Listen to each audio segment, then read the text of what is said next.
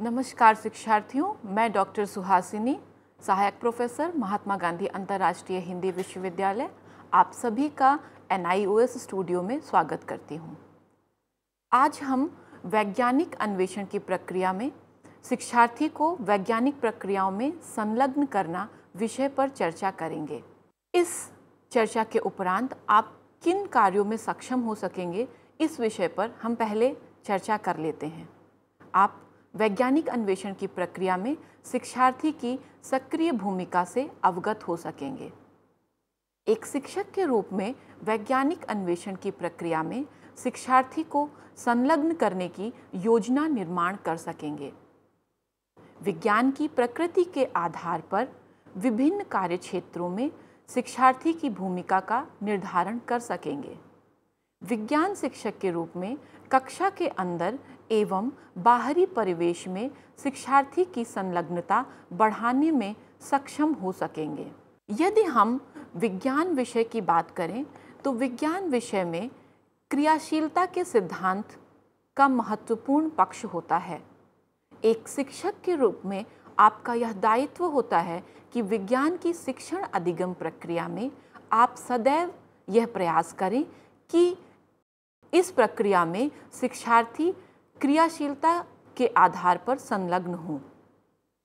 एक शिक्षक के रूप में आपकी भूमिका विद्यार्थियों को विज्ञान सीखने में सक्षम बनाने की है। उनके अंदर इस योग्यता का विकास करना है कि वह विज्ञान से संबंधित नियमों एवं सिद्धांतों की खोज करने में स्वयं सक्षम हो सकें।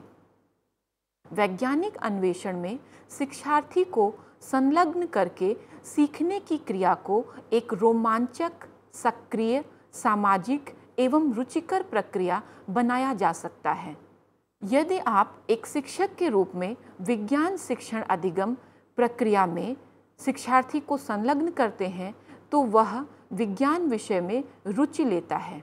विज्ञान विषय में रुचि के उपरांत वह अपने परिवेश में घटित हो रही विभिन्न प्रकार की व्यवहारिक घटनाओं को भी समझने का प्रयास करता है, जिससे विद्यार्थी व्यवहारिक विज्ञान का अनुभव कर सकते हैं। विज्ञान विषय के प्रत्येक कार्यक्षेत्र में शिक्षार्थी को सक्रिय रूप से संलग्न होकर कार्य करने का अवसर प्राप्त होता है। एक शिक्षक के रूप में आपका यह दायित्व है कि आप विज्ञान के प्रत्येक कार्यक्षेत्र को समझते हुए वहाँ किस प्रकार हर कार्यक्षेत्र में शिक्षार्थी की अधिकतम भूमिका को सुनिश्चित किया जा सके, इसका प्रयास करें। यदि हम प्रमुख रूप से देखें तो विज्ञान के 3 कार्यक्षेत्र होते हैं। पहला, जब हम विज्ञान को ज्ञान की इकाई के रूप में समझते हैं। दूसरा, जब हम विज्ञान को अन्वेषण की प्रक्रिया के रूप में समझते हैं। और तीसरा, जब हम विज्ञान को चिंतन की शैली के रूप में देखते हैं। सबसे पहले यदि हम विज्ञान को ज्ञान की इकाई के रूप में समझते हुए शिक्षार्थी को संलग्न करने का प्रयास करें तो इस क्षेत्र में यह आवश्यक है कि आप शिक्षार्थी को विज्ञान विषय से संबंधित प्रकरणों के आधार पर विभिन्न नियमों, सिद्धांतों की जानकारी दें। आप शिक्षार्थी को यह अवसर प्रदान करें कि वह विज्ञान से संबंधित नियमों, सिद्धांतों को जान सकें, उन्हें समझ सकें, उनके आधार पर विभिन्न प्रकार के अनुप्रयोग कर सकें। कक्षा में सिखाए जा रहे विभिन्न प्रकार के विज्ञान के नियमों एवं सिद्धांतों को कैसे वह अपने दैनिक जीवन में प्रयोग करें। एक शिक्षक के रूप में आपको उन शिक्षार्थियों को इस विषय में अवगत कराना चाहिए। यदि विज्ञान विषय के दैनिक जीवन में उपयोग से एक शिक्षार्थी परिचित होगा तो निश्चित रूप से वह विज्ञान विषय में अधिक संलग्नता के साथ कार्य करेगा। आप शिक्षार्थी को यह अवसर दें कि वह विभिन्न प्रकार के नियमों एवं सिद्धांतों पर कार्य करते हुए विश्लेषण की योग्यता का विकास करें, किसी परिस्थिति का मूल्यांकन करने में सक्षम हो सके एवं किसी विशेष परिस्थिति से संबंधित नए नियमों एवं सिद्धांतों का सृजन करने में भी सक्षम हो सके। इस प्रकार जब हम विज्ञान को एक ज्ञान की इकाई के रूप में अपनी कक्षा में संचालित करते हैं तो एक शिक्षक के रूप में हमारा दायित्व है कि हम विद्यार्थी की अधिकतम संलग्नता को सुनिश्चित करें, क्योंकि विज्ञान करके सीखने पर आधारित एक विषय है, न कि केवल रट लेने की पद्धति पर आधारित एक विषय। विज्ञान के दूसरे कार्यक्षेत्र के रूप में यदि हम उसे अन्वेषण की प्रक्रिया में देखते हैं तो यहाँ पर शिक्षार्थी की संलग्नता निश्चित रूप से बहुत अधिक बढ़ जाती है, किंतु एक कुशल एवं योग्य शिक्षक के रूप में आपका यह दायित्व है कि विज्ञान के अधिगम को आप अन्वेषण की प्रक्रिया से ही आगे बढ़ाएं। यदि अन्वेषण की प्रक्रिया द्वारा एक शिक्षार्थी को विज्ञान के शिक्षण एवं अधिगम का अवसर प्रदान किया जाता है तो विभिन्न प्रकार के प्रकरणों को वह अधिक रुचि से सीखता है, क्योंकि उसे यह अनुभव होता है कि किसी विशेष नियम या प्रत्यय को उसने स्वयं अन्वेषण की प्रक्रिया द्वारा खोजा है और यह ज्ञान उसने मात्र पाठ्यपुस्तक से रटकर नहीं प्राप्त किया, अपितु इस ज्ञान को उसने अपने द्वारा अन्वेषण की प्रक्रिया को संचालित करते हुए उत्पन्न किया है। उसने यह भी देखा है कि हमारी पाठ्यपुस्तक में जो ज्ञान लिखा है वह सत्य है या नहीं, क्या यह ज्ञान हमारे परिवेश की सभी परिस्थितियों में सत्य है या किन्हीं विशेष परिस्थितियों में इसमें कुछ परिवर्तन भी संभव है। अन्वेषण की प्रक्रिया में वह सदैव संलग्न होगा। उसके अंदर आपको एक शिक्षक के रूप में विभिन्न कौशलों का विकास करना है, जैसे एक शिक्षार्थी सदैव अवलोकन की प्रक्रिया करे। अवलोकन की प्रक्रिया से वह अपने परिवेश में विभिन्न प्रकार की समस्याओं से परिचित हो। जिज्ञासा की प्रकृति के आधार पर वह विभिन्न प्रकार के प्रश्न पूछ सके। प्रश्न पूछते हुए उन प्रश्नों के संभावित समाधान भी आप उनके अनुभवों या उपस्थित तथ्यों के आधार पर पूछ सकते हैं। उन प्रश्नों को उचित रूप से समाधान देते हुए विभिन्न प्रकार के प्रायोगिक प्रारूपों का निर्माण किया जा सकता है। विभिन्न प्रकार के प्रयोगों का आयोजन एक शिक्षक के रूप में आप कर सकते हैं और उन प्रयोगों में आप शिक्षार्थी को संलग्न कर सकते हैं। इस प्रकार जब प्रयोगों का आयोजन किया जाता है तो शिक्षार्थी रुचिपूर्ण ढंग से कार्य करते हुए नए नियम एवं सिद्धांतों की खोज के लिए अग्रसर होते हैं। प्रयोगों को करते हुए आप शिक्षार्थियों को प्रयोगों के प्रेक्षणों को रिकॉर्ड करने के लिए भी कह सकते हैं, जिससे प्रयोग की संपूर्ण प्रक्रिया की अवधि में शिक्षार्थी सक्रिय रूप से प्रेक्षण लेते रहते हैं। उन प्रेक्षणों को विश्लेषण करने की योग्यता भी शिक्षार्थी के अंदर विकसित की जानी चाहिए।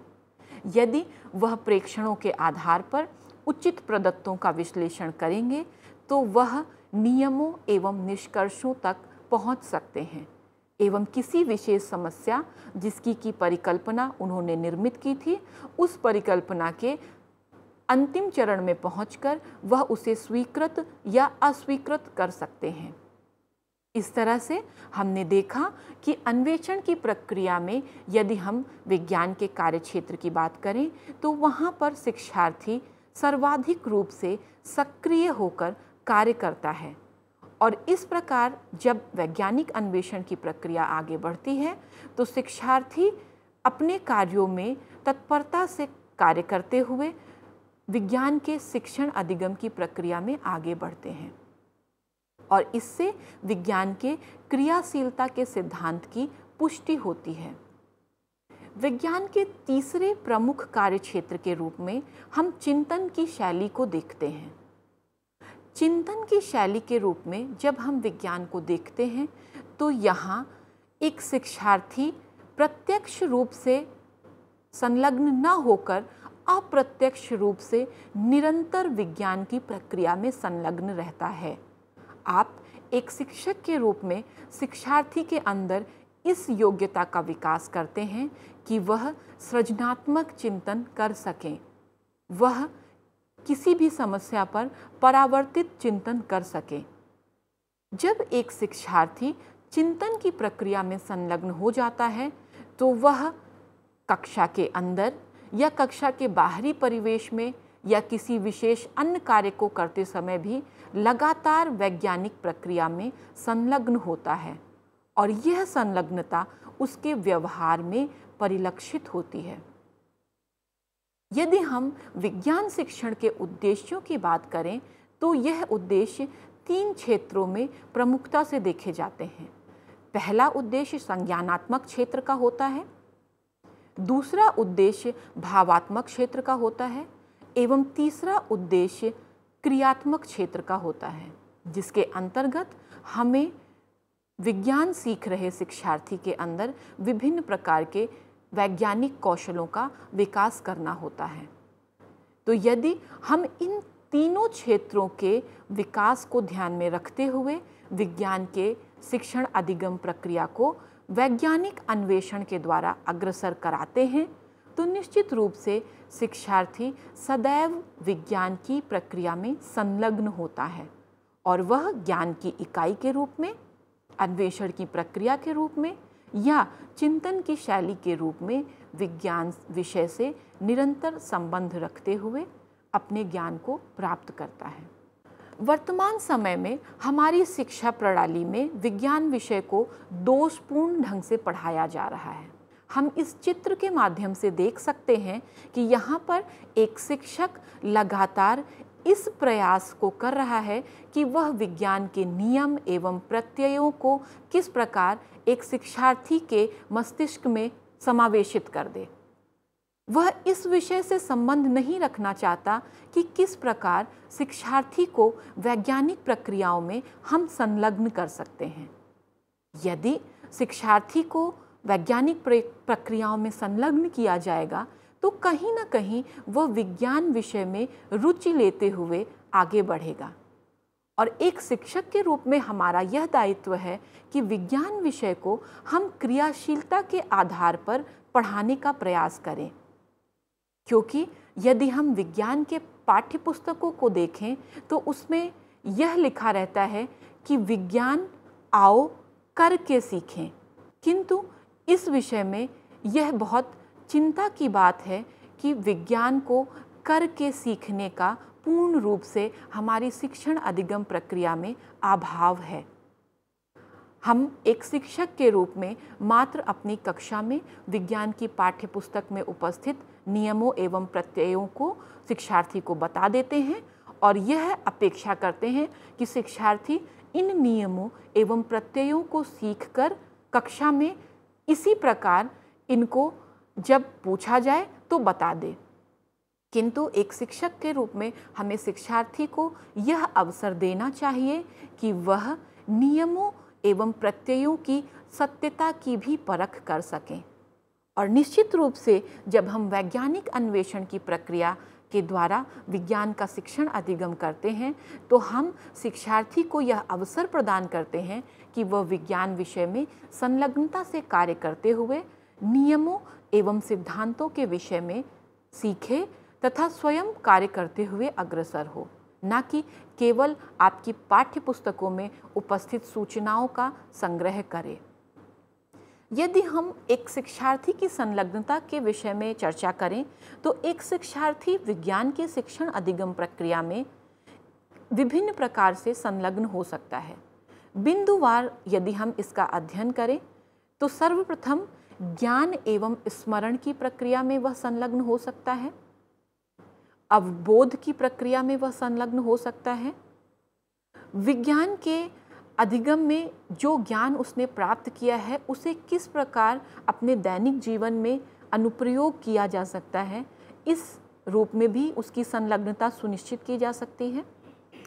विभिन्न विषयों का विश्लेषण, मूल्यांकन एवं नए नियमों का सृजन भी विद्यार्थी की संलग्नता को बढ़ा सकता है।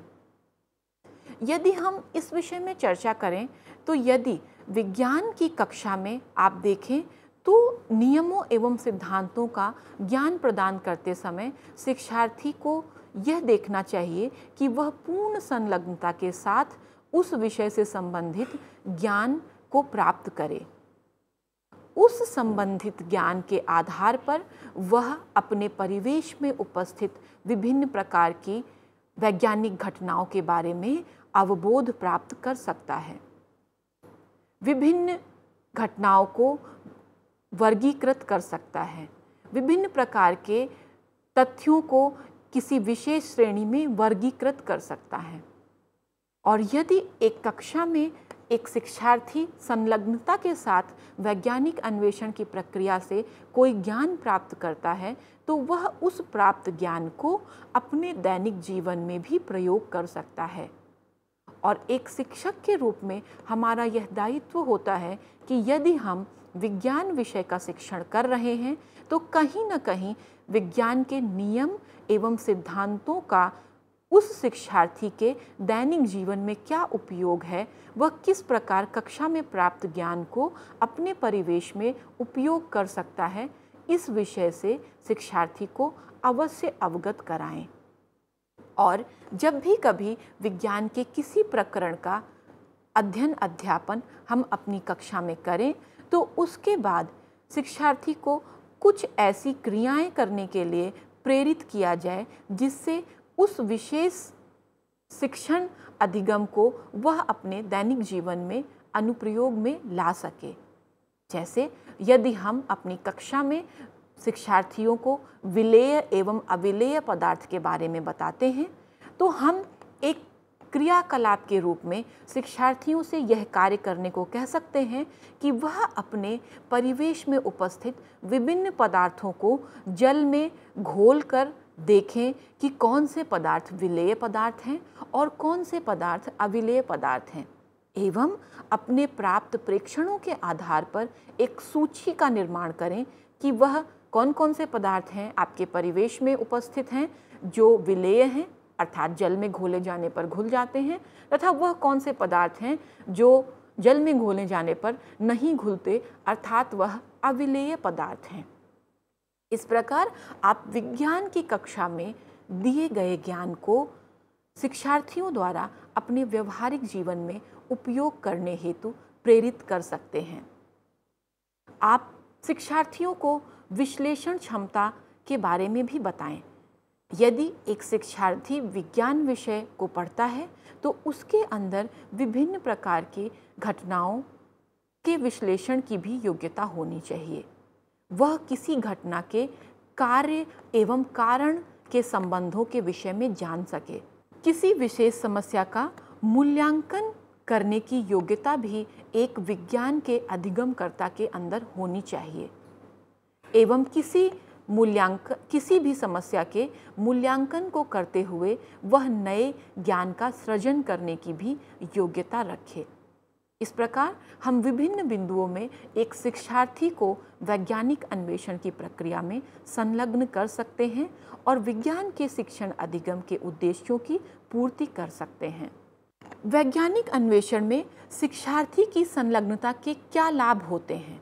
यदि एक शिक्षार्थी को आप विज्ञान के शिक्षण अधिगम प्रक्रिया में एक शिक्षक के रूप में संलग्न करके क्रियाशीलता के आधार पर पढ़ाते हैं तो हम उस शिक्षार्थी के अंदर कौन कौन सी योग्यताओं का विकास कर सकते हैं। सबसे पहले अगर हम चर्चा करें तो हम उस शिक्षार्थी में परावर्तित चिंतन कौशल का विकास कर सकते हैं।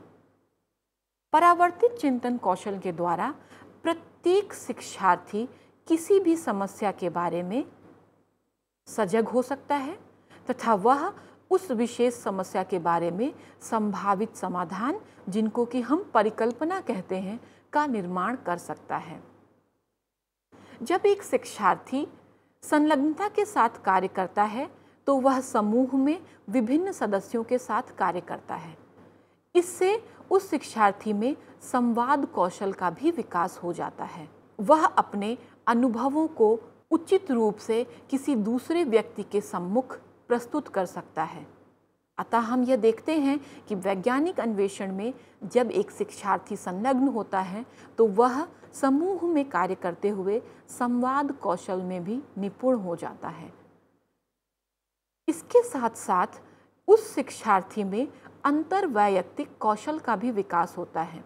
उसे यह पता चलता है कि किसी समूह में कार्य करने हेतु किन किन कौशलों का होना आवश्यक है। जब एक शिक्षार्थी समूह में कार्य करता है तो उसके अंदर सामाजिक कौशल का विकास हो जाता है। वह एक किसी भी दूसरे शिक्षार्थी के साथ सहयोग की भावना के साथ कार्य करते हुए आगे बढ़ता है। यदि हम शिक्षार्थी की संलग्नता सुनिश्चित करते हैं तो वह गहनता के साथ विषय अवबोध कर सकता है। यदि आप विज्ञान के ज्ञान को केवल पाठ्यपुस्तकों के आधार पर पढ़ा दें एवं मात्र परीक्षाओं में प्रश्नों के उत्तर दे करके उस विषय का ज्ञान प्राप्त कराना चाहें तो कहीं ना कहीं शिक्षार्थी उस विषय से गहनता से नहीं जुड़ पाता।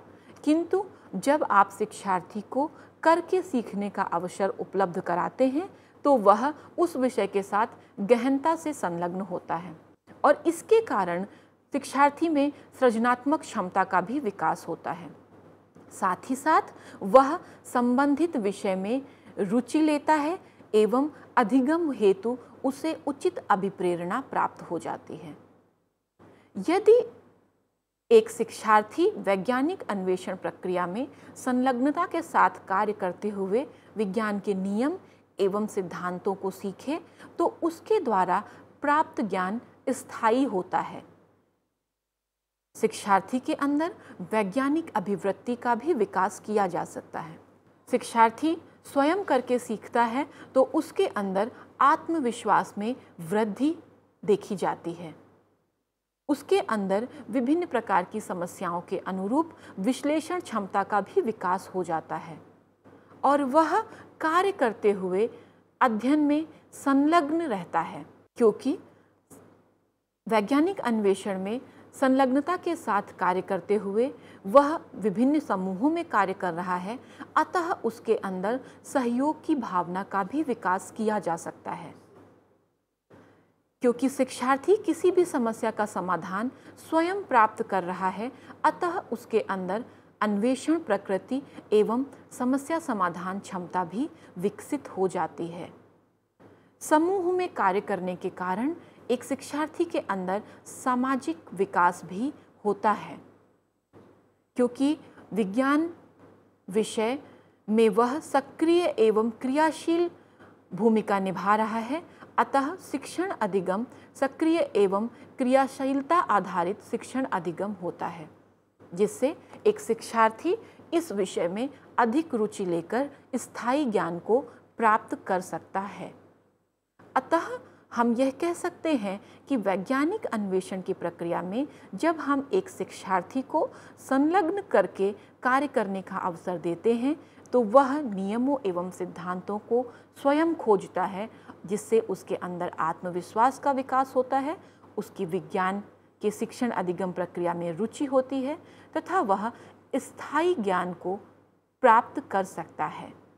धन्यवाद।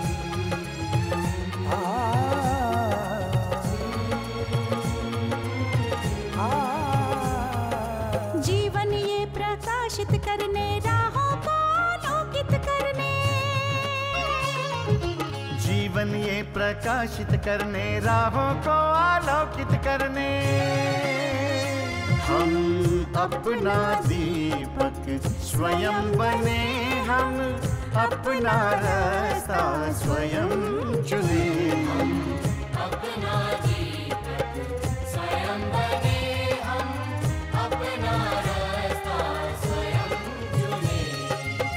जीवन ये प्रकाशित करने, राहों को आलोकित करने।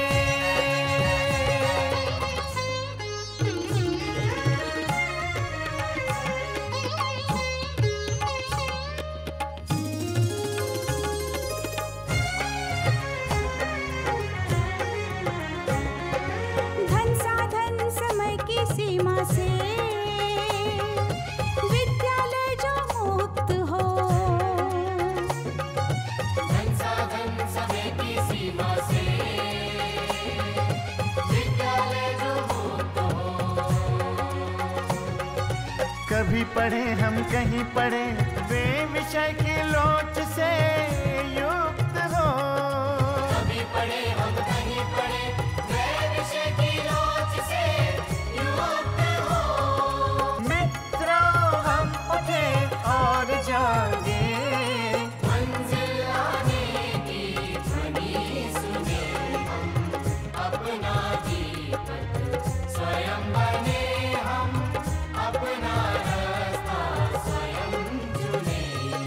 जीवन ये प्रकाशित करने, राहों को आलोकित करने।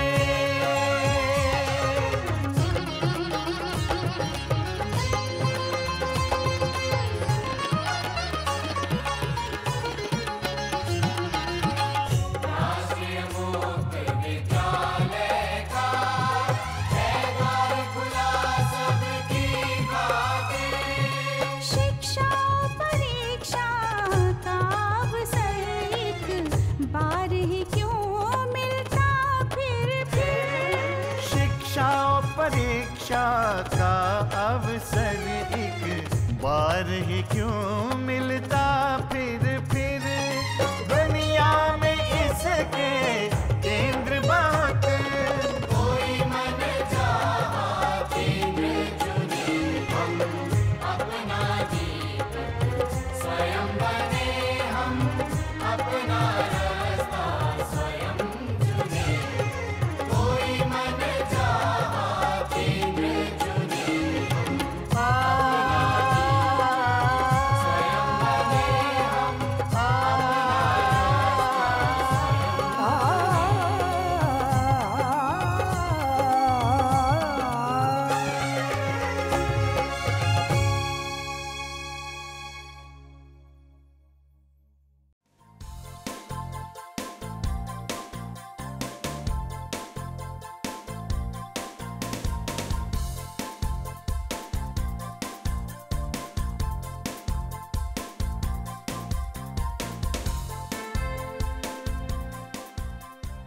घर बैठे पाएं राष्ट्रीय मुक्त विद्यालय शिक्षा संस्थान यानी NIOS में एडमिशन, वो भी एकदम आसान तरीके से, जिससे शिक्षार्थियों को होगी समय और धन दोनों की बचत।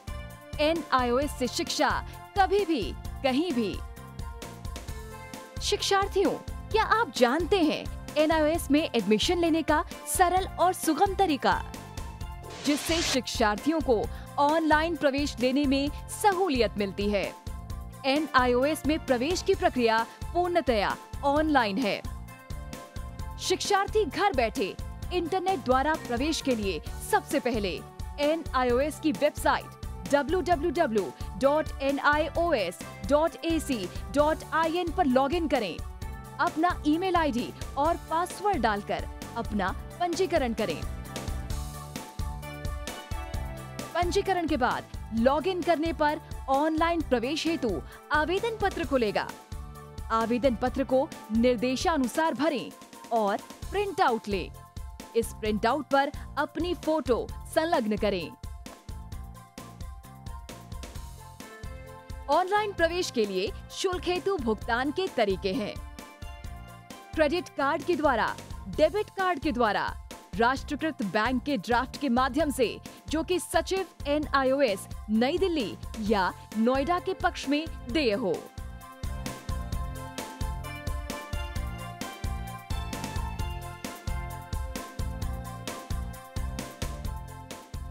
भरे हुए आवेदन पत्र के साथ साथ डिमांड ड्राफ्ट और संलग्न किए जाने वाले दस्तावेज हैं: जन्म रजिस्ट्रार के जिला कार्यालय से जारी जन्म प्रमाण पत्र की सत्यापित प्रति, जिसमें जन्म तिथि अंकित हो, पिछले विद्यालय से प्राप्त विद्यालय छोड़ने का प्रमाण पत्र जिसमें आवेदक की जन्म तिथि लिखी हो। प्रवेश फॉर्म का प्रिंट आउट NIOS के संबद्ध क्षेत्रीय केंद्रों पर 10 दिनों में पहुंच जाना चाहिए, अन्यथा उचित दस्तावेज न लगे होने पर आवेदन फॉर्म रद्द किया जा सकता है। प्रवेश प्रक्रिया की पुष्टि होने के बाद शिक्षार्थियों को परिचय पत्र व अध्ययन सामग्री डाक द्वारा तुरंत पहुंचाई जाती है। ऑनलाइन प्रवेश एक बहुत ही सुगम और सुविधाजनक प्रवेश प्रणाली है। Online on time for safe and secure admission.